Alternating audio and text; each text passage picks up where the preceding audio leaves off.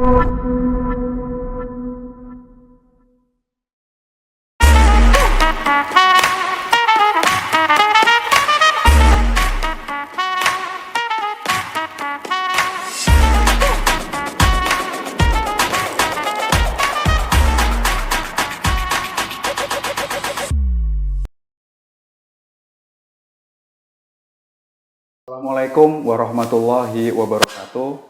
Jumpa lagi bersama MRKR Podcast. Kali ini kita bersama tamu salah satu warga dari Kebayoran Simponi. Siapa dia? Marilah kita sapa Masdar Saman Soleh. Assalamualaikum warahmatullahi wabarakatuh. Waalaikumsalam warahmatullahi wabarakatuh. Apa kabar Pak Masdar? Alhamdulillah sehat. Sehat Pak Masdar. Sehat, Alhamdulillah nih Pak Masdar. Sore-sore ini terima kasih sudah datang di studio podcast kami nih Pak Masdar ya.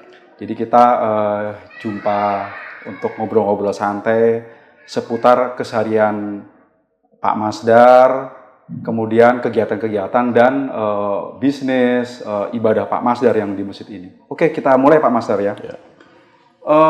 Pak Masdar tinggal di Kebayoran Simponi ini sejak kapan ya Pak Masdar? Saya tinggal di Kebayoran Simponi tahun 2021, Pak. Jadi akhir 2021 setelah Covid selesai lah. Oke. Jadi memang sengaja cari rumah yang dekat masjid atau gimana nih? Ya awalnya nyari rumah yang mau dekat masjid bener Pak. Tapi nyari dari berbagai sudut Bintaro, akhirnya yang paling nyaman ya dekat Masjid MRKR. Kebetulan waktu itu di Kebayoran Simponi masih ada kapling yang kosong. Kemudian saya bangun sendiri dari nol. Bangun itu 2019 akhir. Oke. Baru bangun 3 bulan. Kodratullah kena Covid. Jadinya lama, 2 tahun gitu. 2 tahun ya. Hampir 2 tahun 9 bulan baru selesai semua, baru rapi. Tapi di 2 tahun di 2021 akhir itu pindah dulu karena memang acara-acara di Kebayoran Masjid Kebayoran Residen ini sangat menarik gitu. Jadi kami setiap minggu pagi subuh itu atau acara-acara keislaman mereka sering datang gitu loh. Karena rumah sebelumnya di lumayan jauh lah, daerah Jombang juga. Butuh waktu sekitar 10 menit sini. Nah, tapi semenjak pindah saya hanya butuh waktu 1 menit sampai sini gitu. Aduh, Masya Allah. Baiklah, jadi jamaah dan warga Kebayoran Residen, beliau ini adalah salah satu pengusaha muda. Gitu. Di usia mudanya ini beliau juga sangat dekat dengan masjid. Kegiatan-kegiatan beliau mempunyai kegiatan sosial yang cukup tinggi dan intens di masjid. Oleh karenanya kali ini kita undang untuk memberikan inspirasi bagi kita semuanya supaya kalau kita mengurus masjid, kita dekat dengan masjid, insya Allah kita akan dapat keberkahan. Gitu ya Pak Masdar ya? Amin. Oke, Pak Masdar ini saya lihat itu sehari-harinya tuh sering banget ya ke masjid, sholat subuh, sholat isya gitu ya. Kadang-kadang zuhur juga ya kalau nggak kegiatan. Itu apa yang menjadi motivasi Pak Masdar untuk mengikuti kegiatan-kegiatan di masjid ini sebenarnya? Sebenarnya di mana kita bertinggal bertempat itu baik, pasti kita ikutan baik. Oke. Kalau kita tinggal kita berhadapan, berdampingan dengan tukang minyak wangi, kita wangi.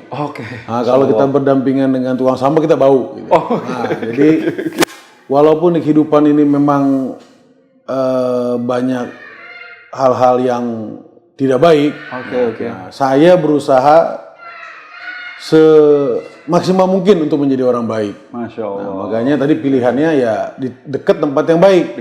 Biar seburuk-buruknya kita bisa balik lagi ke jalan yang baik karena memang yang dekat kita tempat yang baik. Gitu, Pak. Jadi diingatkan lah jadi. Ya, ada tempat yang mungkin yang kita lihat tiap hari gitu. Iya. Jadi pada saat kita agak melenceng dikit, wah kita dekat tempat yang baik nih. Jadi supaya kita kayak tadi minyak wangi tadi, jadi kita bergaul dengan tukang minyak wangi, kita jadi wangi lah gitu ya. Betul. Oh ya, Masya Allah gitu ya. Pak Masdar ini kegiatan itu sehari-harinya tuh kalau di rumah gitu tuh gimana tuh cara ngatur dengan anak, dengan istri, atau dengan pekerjaan itu seperti apa tuh Pak?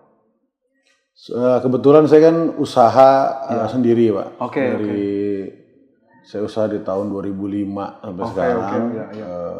Jadi ya sebisa mungkin dengan anak dan pekerjaan semua bisa berjalan dengan baik gitu. Jadi waktu saya atur sedemikian rupa, walaupun kadang-kadang memang ketika lagi banyak urusan memang jarang di rumah. Kebetulan ada beberapa usaha di luar kota juga yang menyita waktu. Jadi saya usahakan kalau lagi tidak ada kerjaan ya jemput anak, main sama anak, ajak anak acara-acara ibadah, ajak anak-anak acara ya sosial lainnya atau biar dia melihat ya kehidupannya lebih baik daripada teman-teman lain. Gitu. Jadi kadang-kadang kita bawa ke tempat yatim piatu, tempat orang-orang yang memang wilayah miskin. Jadi dia biar pandai bersyukur dan selalu bersyukur pada Allah Subhanahu Wa Taala. Tadi menarik sekali ya. Tadi usaha tuh tadi mulai tahun 2005 ya. Usaha sendiri ya. Usaha apa tuh Pak Mas dari yang pertama kali awalnya jalankan 2005 itu saya usahanya IT Pak di bidang teknologi. Karena kebetulan saya sekolahnya dulu waktu sarjananya itu sarjana teknik komputer IT. Oke. Jadi usaha di bidang IT ya. Mulai start 2005 lah. Start bener-bener mandiri. Fokus di usaha tersebut tahun 2005. Sampai sekarang perusahaan IT masih berjalan? Masih, alhamdulillah masih berjalan. Ya. Selain IT sendiri, apa nih sekarang yang saat ini saya ada di bidang IT, bidang mechanical electrical, genset. Ada juga kita parkir, security ada. Tambang pasir sekarang ada juga, ya alhamdulillah ada beberapa bidang yang sampai hari ini masih jalan ya. Nah itu bisa banyak gitu ya, bisa banyak tadi IT bisa nyebrang ke tambang pasir, bisa nyebrang ke parkir ya sama security segala macam tuh gimana tuh bisa memanage gitu banyaknya usaha gitu? Sebenarnya awalnya kan setelah IT itu saya jalan 2005 ada beberapa kesempatan dalam perjalanan tersebut. Nah kebetulan juga ya dari teman juga, jadi dari hasil komunikasi silaturahmi itulah dari teman ada peluang-peluang kita jalankan. Memang dalam menjalankan usaha ini awalnya rencananya baik. Tapi dalam perjalanannya banyak masalah. Dari masalah-masalah itu belajar. Gitu. Ada beberapa usaha yang saya mulai gagal, ditipu orang. Ada yang memang tidak sesuai dengan hitungan. Tapi di dalam itu ya ada juga rezeki-rezeki lain yang alhamdulillah saya berusaha untuk ikhlas. Akhirnya ya sekarang ada beberapa usaha yang jalan dengan baik dan alhamdulillah rezekinya juga ada. Gitu. Nah itu apakah orang terdekat kayak istri atau mungkin kakak atau adik atau orang tua ikut dalam usaha itu? Awalnya saya sendiri, istri kerja. Semenjak apa istilahnya saya udah makin berkembang, istri saya resign, terus ya sekarang istri yang ngurusin keuangan lah. Gitu. Jadi ikut sebagai pegang keuangannya ya? Ya, istri Menteri Keuangan lah. Menteri Keuangan, betul. Paling aman berarti ya? Berarti keuangan dipegang istri semua? Semua dipegang istri. Kayak bisa ngapa-ngapain berarti ini? Ya, biar saya kalau hilaf ada yang ngerem lah. Gitu. Karena keuangannya kunci dipegang sama istri. Karena kalau laki cowok megang duit tuh kadang-kadang bahaya. Ngegas terus ya. Jadi kontrolnya istri lah. Jadi kalau ada sesuatu hal yang mungkin mudorot gitu ya, saya udah kerem masalah duitnya gitu. Bener. Atau lupa masalah zakat atau lain, alhamdulillah istri mengingatkan hal itu. Gitu. Jadi memang sebagian usaha itu memang sudah zakatkan ya, di sedekah segala macam memang sudah dialokasikan ya dananya segitu ya. Sudah dialokasikan ya. Minimal kalaupun dialokasikan diingatkan lah karena memang ada hak orang lain untuk kita keluarkan dalam bentuk zakat atau bantuan lainnya gitu. Oke. Nah, sebenarnya Pak Marcel sendiri tuh memang dari awal memang sudah memikirkan seperti peduli dengan lingkungan, terus mulai ke agama tuh apa memang sekarang ini apa dulu memang sudah seperti itu? Jadi kebetulan basic orang tua kan agama ya dari awal, jadi dari bapak, dari kakek dulu waktu tinggal sama kakek itu ya basicnya agama ini awal kan. Jadi dulu saya aja sambil sekolah SD, sekolah juga madrasah. Dulu madrasah. Iya, madrasah betul. Jadi SD-nya negeri, siangnya madrasah. Jadi sore. Full ya. Full. Dan saya SMP itu pesantren. Dulu di Wali Songo di daerah Jawa Timur, Ngabar, Ponorogo situ lah. Pesantren 3 tahun di Sanawiyah, kemudian SMA-nya baru di Ciledug di Tangerang negeri ya. Gitu. Jadi memang basic agama dibentuk sama orang tua, ngaji apa sih udah ada gitu. Jadi diajarkan juga untuk berbagi dengan orang lain gitu. Jadi sampai sekarang ya alhamdulillah memang apapun yang terjadi semua balik ke agama gitu. Makanya biar itu teringat tiap hari. Lokasi rumah dekat masjid. Oh ya, Mas. Jadi memang dari awalnya sudah dididik oleh orang tua lah. Jadi dari kakek, dari bapak gitu memang sudah diajarkan agama. Jadi ya memang apalagi sudah madrasah tadi kan. Jadi SD negeri pagi, siangnya madrasah. SMP pesantren. Jadi ya memang agamanya ini harusnya bisa jadi ustadz ini sebenarnya ya. Alhamdulillah. Masya Allah ya. Iya. Oke. Tadi menarik sekali ya. Tadi kan ada tambang gitu ya. Tadi ada pelita tambang, kemudian ada security segala macam. Nah, tambang pasir itu tuh di daerah mana tuh Pak Mas Dar yang sekarang jalan di daerah Jawa Tengah. Di Jawa Tengah ya. Jadi pasir gitu ya, pasir. Ada pasir ya. Kerjasama lah ke beberapa mitra untuk. Gitu. Oke. Dia suplai kemana tuh, Pak Mas Dar? Di daerah Jawa Tengah. Gitu. Oh, jadi jadi tambangnya di sana, disuplai di sana juga. Iya, jadi udah ada pembelinya lah kalau kita. Gitu. Ya. Jadi udah ada pembelinya gitu ya. Nah, kalau IT sendiri tuh apa nih? Jadi lebih spesifik apa nih ke IT sendiri? IT karena dari tahun 2005, jadi kalau IT ini komplit Pak. Mulai dari bikin software, kita punya server, kita punya koneksi jaringan internet, kita juga mulai dari yang business to government sampai business to business kita punya. Jadi kita bikin juga aplikasi. Awalnya kita sebenarnya aplikasi pembuatan untuk kebutuhan pemerintah. Tapi sambil jalan karena government itu hanya tender terus kita menang kita kerjain. Sekarang untuk retail pun kita buat gitu. Jadi ada beberapa aplikasi retail yang kita pun buat untuk ya nantinya jualnya retail gitu. Nggak based on project tapi based on retail jual ke swasta-swasta. Jadi yang retail itu juga untuk retail swasta digarap juga. Digarap juga. Tapi emang banyaknya di pemerintahan juga ya. Banyaknya di pemerintah. Kita besar dari pemerintah. Jadi dan kebetulan banyaknya di daerah-daerah militer lah Pak. Jadi untuk aplikasi Kementerian Pertahanan. Kementerian Pertahanan, Mabes TNI gitu. Mabes TNI. Jadi banyak aplikasi kita buat di sana dari tahun 2005 dari awal. Jadi memang sudah lama ya di daerah. Sudah lama, iya. Jadi ada software, ada internet segala macam gitu. Nah, kalau kantornya sendiri tuh di mana tuh Pak? Kantor kita itu untuk IT ada 3 Pak. Jadi satu di Bintaro sektor 3A. Itu untuk marketing dan head office. Satu lagi di daerah Pinanggria Ciledug itu untuk NOC data center. Satu lagi di Alam Sutra untuk programmer development gitu.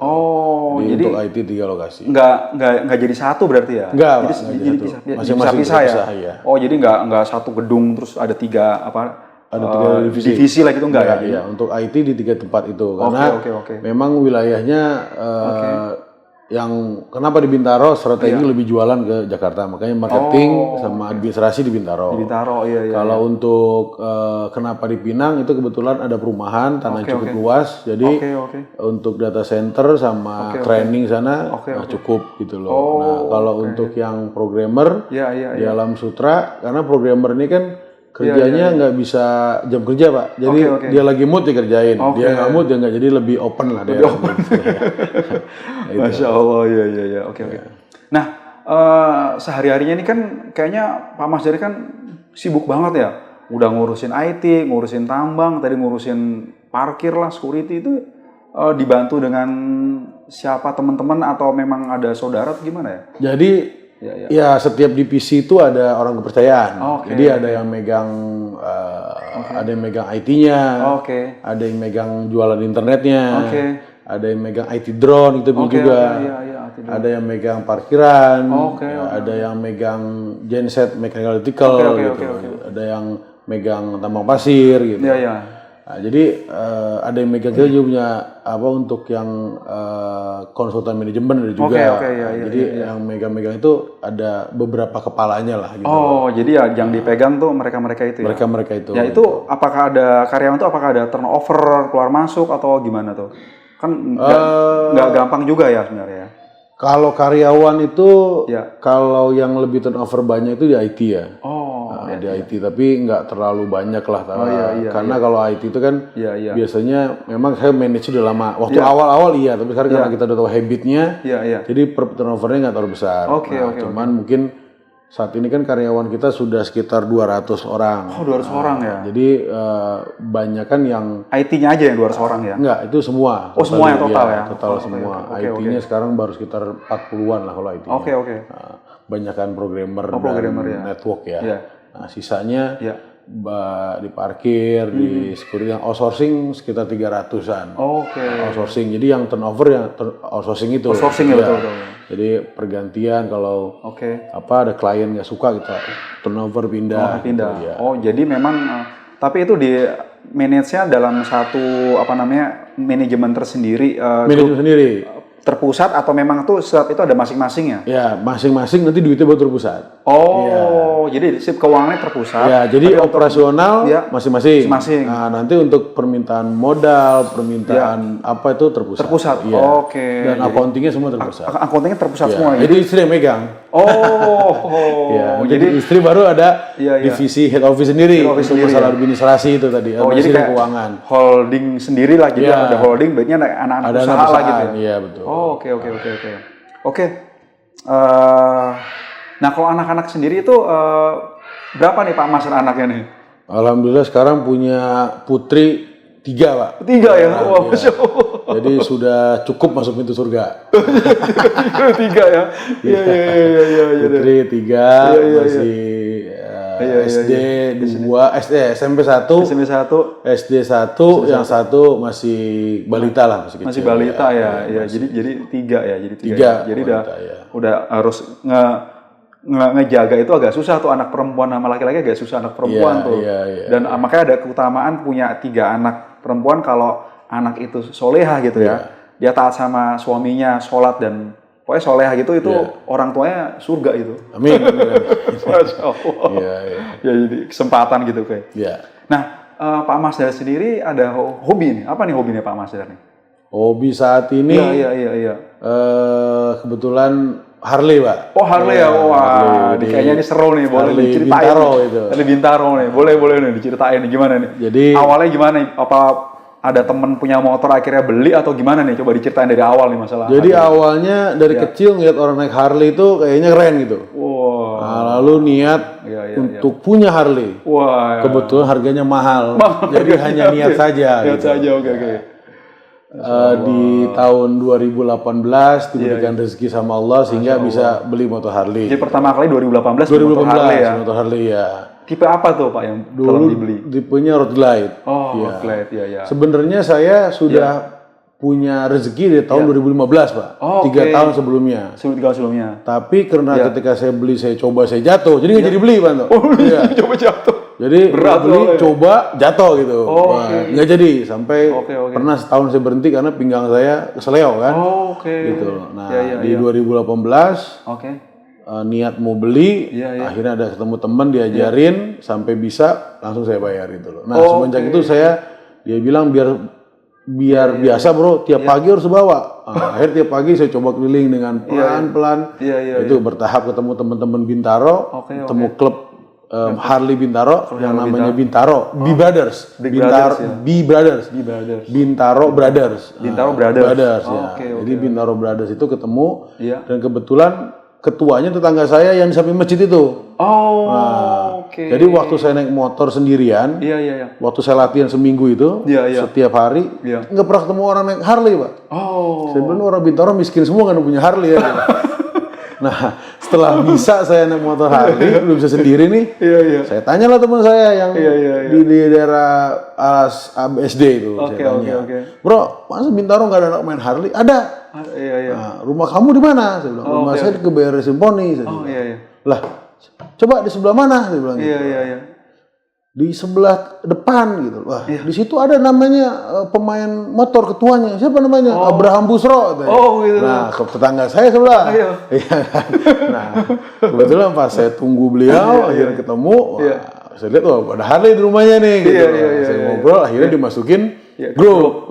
Grup Bintaro Brothers. Nah, kebetulan beliau juga waktu itu aktif juga di masjid. Aktif juga di masjid. Kemudian kita ngobrol-ngobrol. Cocok nih saya diajak touring sama beliau.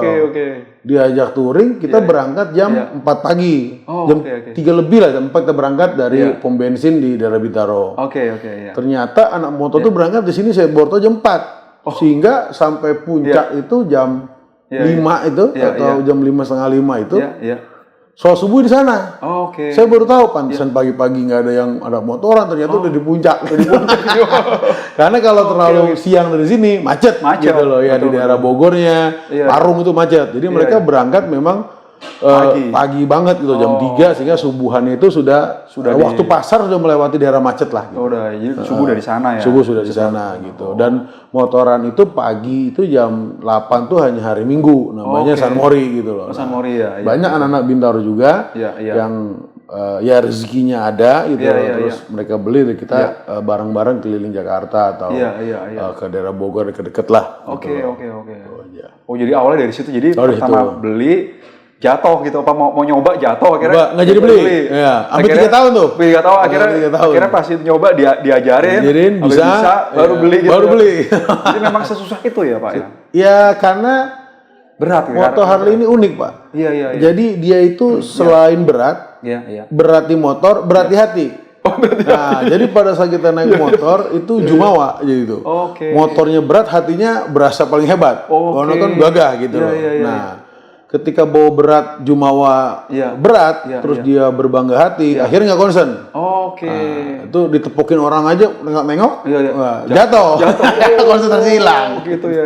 Nah, dan saya baru belajar dari situ. Ternyata bagaimana caranya kita berjalan menggunakan sesuatu yang berat, tapi konsentrasi. Nah, kuncinya apa? Jangan sombong. Nah, jadi kalau kita sombong, celingak-celinguk mulut perhatiin orang, sibuk dengan sombong kita, akhirnya jatuh gitu loh. Nah, diajarkan rendah hati,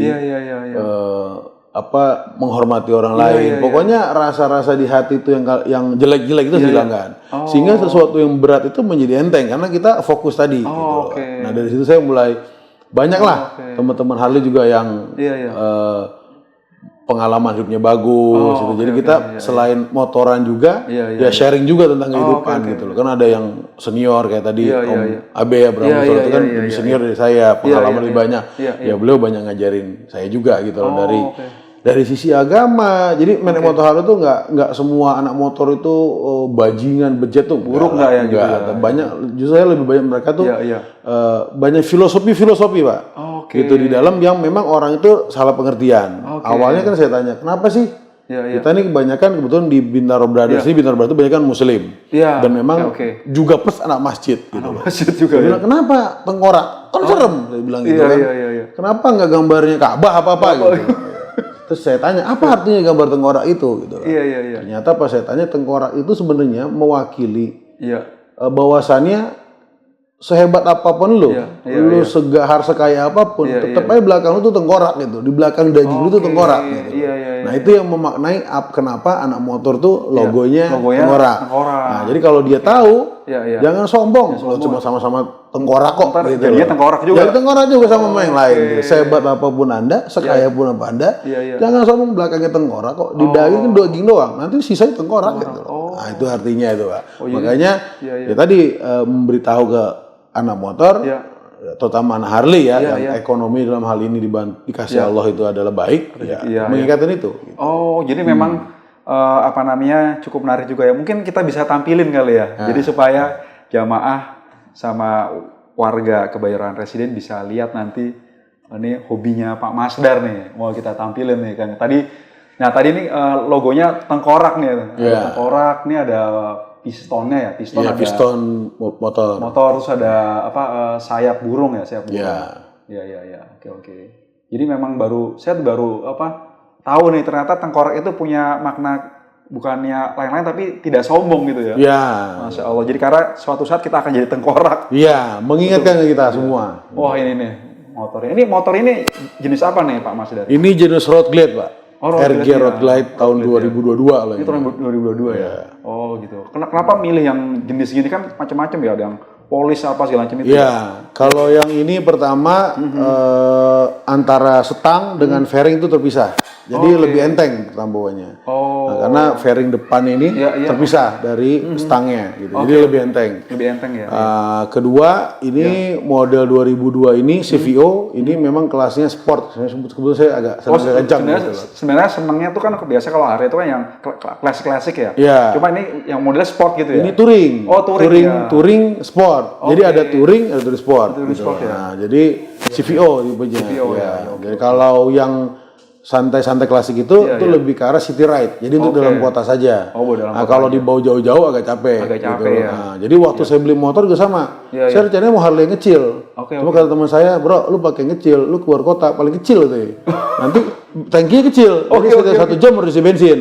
Dan posisinya memang bikin pegel gitu loh. Nah, kalau ini kan memang touring. Jadi kalau saya beli yang kecil, nanti baru 2 minggu dijual lagi menjadi gede katanya. Nah, akhirnya saya waktu pertama beli sama gini juga RG juga, tapi tahun 2013 waktu itu.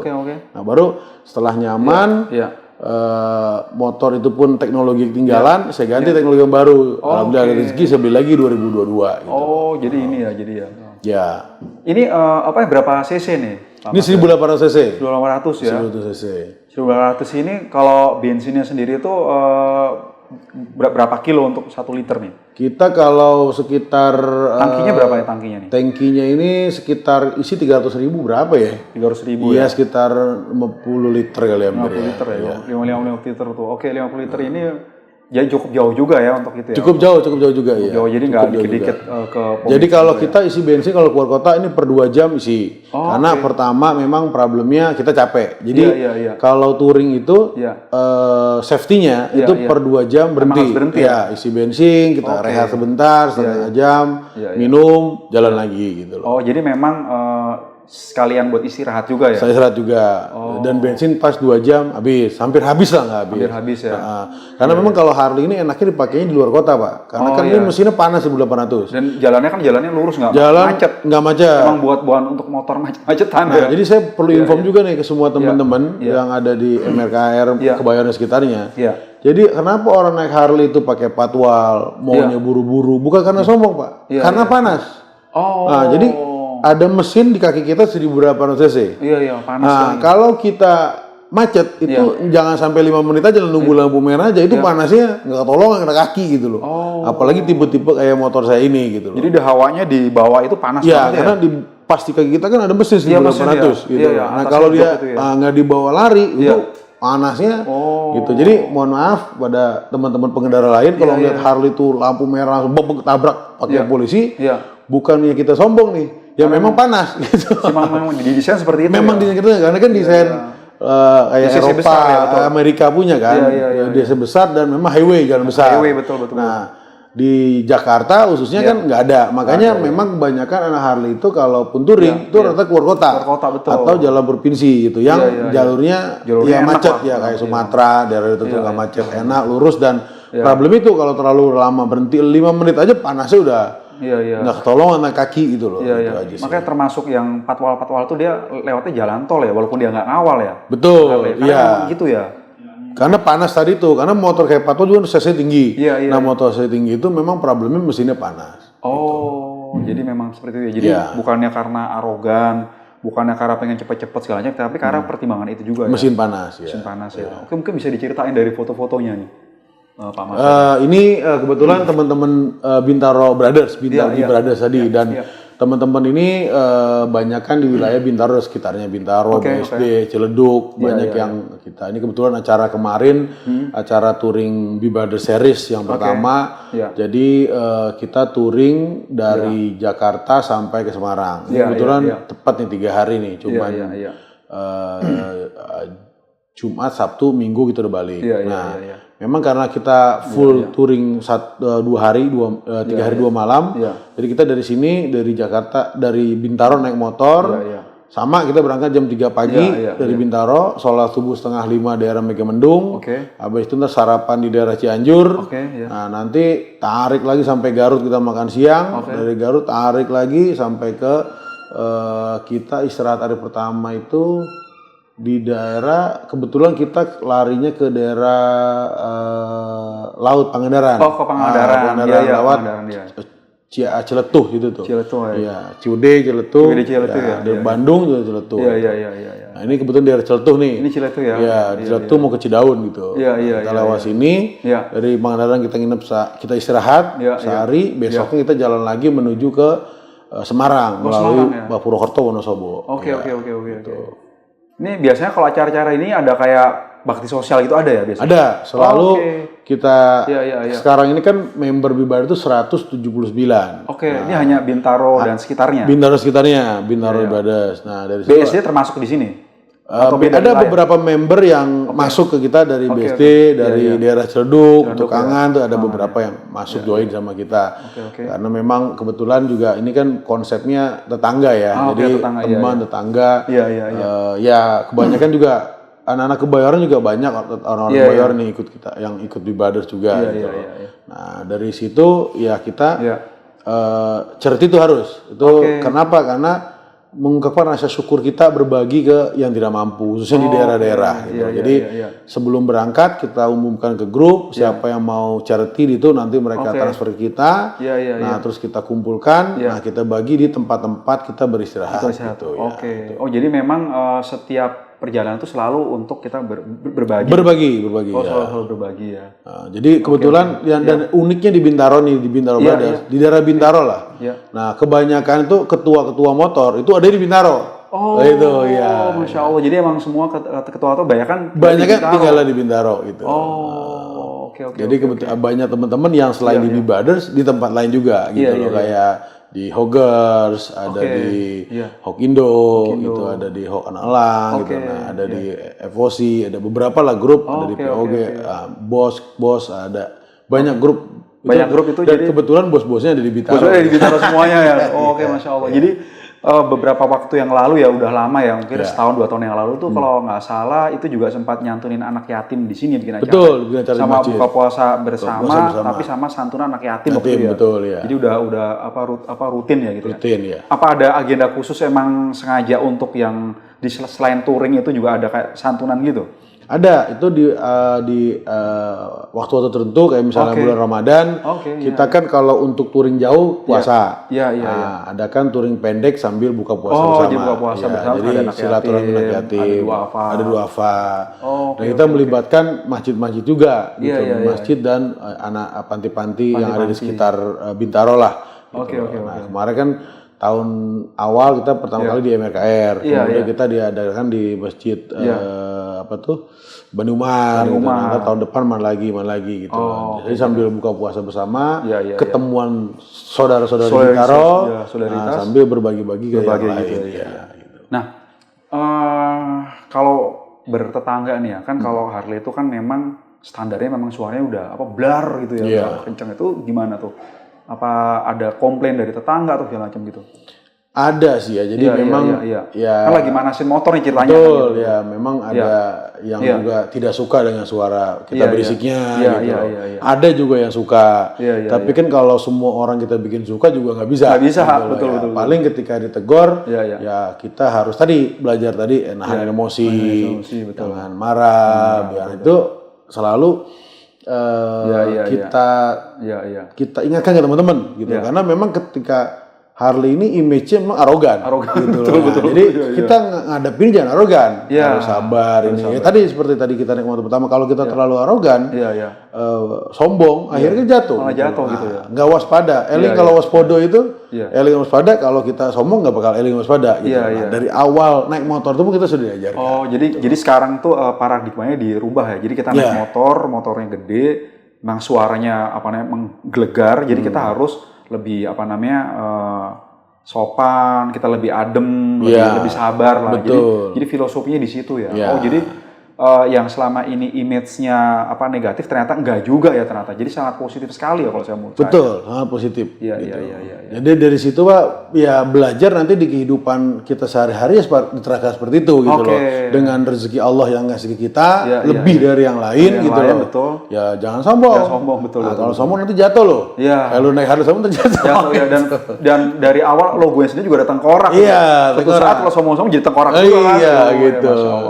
Nah Pak Mas Dari ini lihat dari datanya juga sebagai ketua di sini juga. Ya, sejak kapan nih Pak? Gimana kita jadi ketua?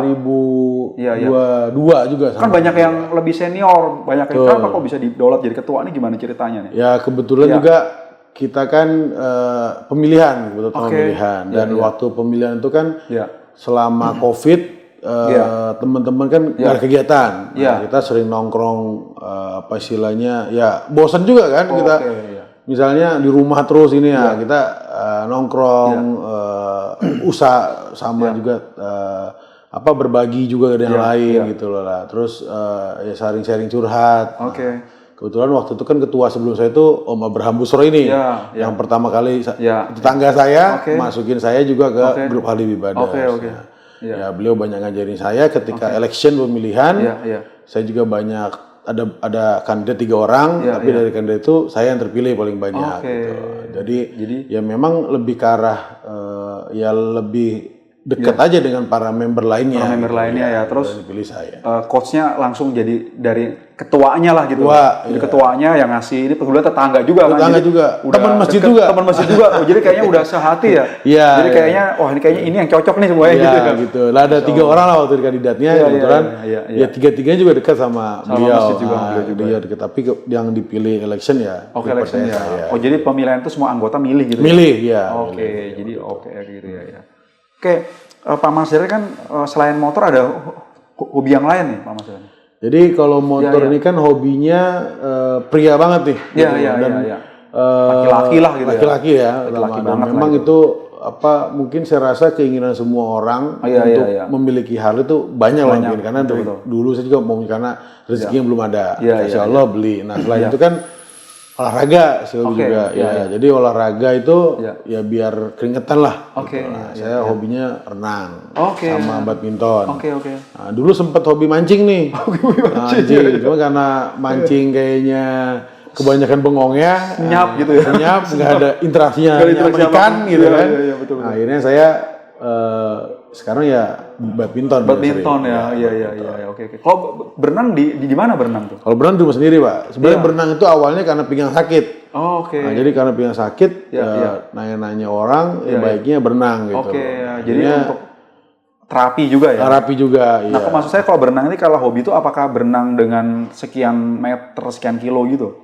Lebih ke arah pengobatan ya. Oh, lebih cara pengobatan. Jadi bukan yang hobi untuk yang kayak saya sehari harus sekian meter, sekian kilo, bukan yang seperti itu ya. Jadi saya biasanya tuh sekarang rutinnya tuh Selasa pagi itu Selasa dengan Jumat tuh badminton. Nah, kemudian setelah badminton saya usahakan setengah jam itu untuk berenang gitu. Ya alhamdulillah. Karena kan saya kerja sering duduk ya. Kalau duduk tuh kayak pinggang sakit gitu. Jadi kayak saraf kejepit. Saraf kejepit. Setelah terapi Rasul ada saran dari dokter untuk berenang dengan gaya katak gitu sehingga bisa narik. Sehingga ya alhamdulillah sekarang duduk agak lama nggak begitu sakit gitu. Gitu. Nah, ini saya juga sempat dengar juga kalau Pak Mas Dari sampai dia bangun gor gitu ya, gor bulu tangkis nih ya.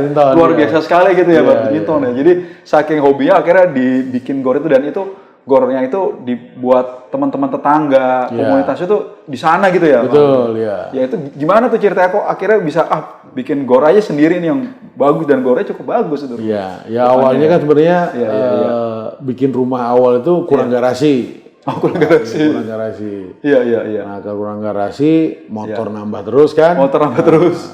Jadinya dapat rezeki beli tanah. Pas saya pikir saya gambar kalau hanya garasi doang sayang nih. Nah, kan tanahnya cukup luas. Akhirnya konsultasi dengan arsitek. apa ya tambah ruangan kosong gitu loh. Oke. Lah badminton aja lah. Ada ukur-ukur dapat 2 lapangan. Dapat 2 lapangan ya, Masya Allah. Satu wilayah dapat 2 lapangan. Posisinya di atas, di garasi. Ya. Jadi bawahnya garasi, atasnya badminton gitu loh. Iya, badminton. Udah jadi itu bangunnya juga lumayan setahun setengah lah gitu. Setengah rampung semua. Iya. Teman-teman juga banyak yang suka juga ternyata gitu loh. Jadi happy juga.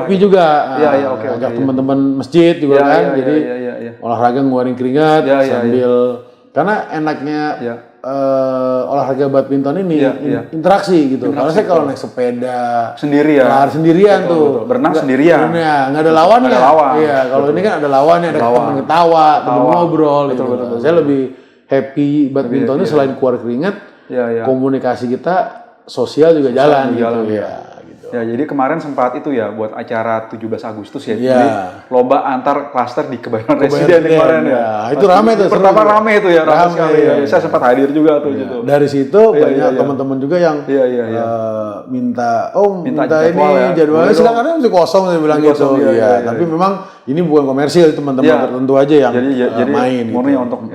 untuk hal tertentu ya teman ya. Iya. Komersil ya. Jadi sekarang tuh jadwalnya full ya berarti sekarang ya. Dari Senin sampai Minggu tuh full berarti ya? Masih kosong sih. Masih kosong. Tapi udah ada belang-belang gitu. Udah ada belang-belang. Hari ini ada, di masjid ada, teman-teman motor ada, tetangga ada gitu. Iya. Tapi belum full amat. Iya, belum yang terjadwal. Iya. Ada ini nggak? Ada kayak pelatih yang ditaruh di situ atau enggak? Nggak ada. Jadi enggak lah. Jadi kita kan bukan buat atlet ya. Oh, bukan atlet ya. Lebih ke arah hobi, fun ya. Jadi kalau ada yang jago teman ya ngajarin gitu loh, nggak khusus gitu. Nah, saya dengar yang untuk warga teman-teman Jamaah Masjid ini hari ini ya malam ya kalau salah. Hari Selasa malam ini ya habis Isya. Iya, habis Isya tuh ya. Jadi pada di sana gitu ya. Betul. Waduh, luar biasa lah gitu ya. Jadi diajak tadi teman-teman. Jadi ya keringatan bareng lah. Jadi ke masjid juga bareng gitu ya. Terus olahraga juga bareng. Jadi sehat jasmani rohani ya. Iya, betul. Tapi memang jadwalnya baru Selasa. Harusnya seminggu 3 kali saya bilang gitu. Lagi cari waktunya gitu loh biar lebih sehat lah. Nah, Pak Mazhar ini juga sebagai ini juga ya pembina BJKC ya. Jadi Bintaro Jaya Karate Club juga ya. Iya. Jadi sebagai. Nah, itu di BJKC kebetulan anak ya ikut di situ ya. Iya, waktu anak ikut di situ di sekolah. Oh, di sekolah ya. Ada jadwal gornya dipakai untuk itu juga. Sekarang anak saya itu malah lebih latihannya private, Pak. Jadi karena perempuan ya, dia juga udah ikut lomba-lomba. Jadi sekarang tuh lebih karena private dan karena kalau rame-rame nggak begitu fokus. Betul. Dan dia atletnya kan udah serius lah, udah tingkat nasional gitu loh. Jadi lebih private dan ada teman-teman juga ikut tapi nggak banyak. Jadi private dan dipakai di GOR itu juga untuk latihan. Jadi sabuk apa nih anaknya sekarang? Sabuk apa? Sekarang coklat. Coklat ya, Q berapa? Q2 ya? 3 hitam gitu. Coklat Q2 ya? Dari Q2 ya. Tinggal nunggu ujian begitu. Tinggal nunggu ujian yang Q3 baru sabuk hitam. Tapi sabuk hitam syaratnya harus umur. Kalau nggak salah umur berapa gitu? Minimal umur berapa gitu ya? Ada syaratnya. Terus untuk dan 1 juga harus sudah 17 tahun. Iya, betul. Nah, kalau Pak Mazhar nggak tertarik ikut itu juga enggak ya? Saya nggak tertarik. Jadi yang fun aja ya. Nggak. Saya belum dapat funny lah. Yang dapat funny sekarang ya itu motoran sama badminton ya. Berenang lah itu. Betul, karena kalau bela diri itu kan mungkin beda ya. Kalau anak-anak kan mungkin untuk prestasi, ya untuk sekalian melatih leadership, ya melatih emosional segala macam itu akan bagus sekali di bela diri itu ya. Jadi menarik sekali nih. Nah, kemudian ada lagi kegiatan Pak Mazhar yang lain itu apa nih? Ya kegiatan nih saat ini ya paling saya ya riset development gitu, riset hal-hal yang terkait IT, teknologi itu ya ada teman-teman diskusi gitu, tapi memang produknya sampai saat ini belum ada produk yang masif gitu ya, hanya untuk daerah-daerah tertentu saja gitu. Ketika ada dibutuhkan ini kami riset. Saya ada satu divisi juga untuk riset yang dibutuhkan sama klien kita. Gitu. Baik. Warga Kebayoran Residen dan jamaah Masjid Raya Kebayoran Residen sangat menarik ya dengan di usianya yang masih muda, beliau ini juga menyalurkan hobinya dengan banyak lah gitu. terus bersosialisasi dengan masyarakat. Kemudian beliau ini juga sering ke masjid juga ya, jadi aktif di masjid juga gitu. Dan bahkan beliau ini sebagai ketua divisi usaha ya, Pak Masud. Jadi ketua divisi usaha Masjid Raya Kebayoran Residen. Baik, mungkin sebelum kita tutup gitu, ada pesan dan kesan apa yang mesti disampaikan ke jamaah, ke warga Kebayoran Residen? Silakan Pak. Ya, kepada seluruh warga Kebayoran Residen, jadi tempat yang baik ini, Masjid Kebayoran Residen, ini adalah tempat yang baik untuk kita menjadi orang baik. Jadi sesibuk apapun kita dalam hal duniawi ini, akhirnya yang namanya hidup pasti akan mati. Dalam kematian itu hanya amal ibadah yang ikut bersama kita. Harta, tahta, segala itu akan pergi, tinggal di dunia dan tidak ikut kita ke alam kubur ataupun ke akhirat. Jadi selagi Allah memberikan kita rezeki yang baik, hidup yang baik, usahakan, disempatkan, bahkan diniatkan untuk membangun tempat yang baik ini menjadi lebih baik. Karena nanti ketika khusus para pejabat, para penguasa yang saat ini sedang berkuasa, kemudian kekuasaan itu ditarik oleh Allah, hanya tempat inilah yang masjid yang dapat menjadikan kita bersandar kepada Sang Pencipta Allah Subhanahu wa taala. Di tempat ini tempat yang baik. Ketika kita mempunyai masalah, mempunyai tekanan hidup, di tempat ini kita juga dapat menyampaikan kepada Sang Pencipta kita Allah Subhanahu wa taala masalah, solusinya. Hanya tempat inilah tempat terakhir di mana yang disebut ini adalah rumah Allah. Jadi kepada teman-teman khususnya yang ada di Kebayoran Residen, jika tempat baik ini menjadi lebih baik, maka kita pun akan menjadi lebih baik. Jadi baiknya semua teman-teman, yuk sama-sama kita makmurkan Masjid Kebayoran ini menjadi tempat yang lebih baik dan tempat yang lebih nyaman untuk kita menghadap kepada Allah Subhanahu wa taala. Masya Allah ya, jadi sangat luar biasa sekali tadi pesan dari Pak Masdar ya. Beliau ini semoga beliau ini dapat menginspirasi kita semuanya agar dekat dengan masjid. Baik, kita tutup podcast kita. Sampai jumpa di podcast berikutnya. Billahi taufiq wal hidayah. Wassalamualaikum warahmatullahi wabarakatuh. Waalaikumsalam warahmatullahi wabarakatuh.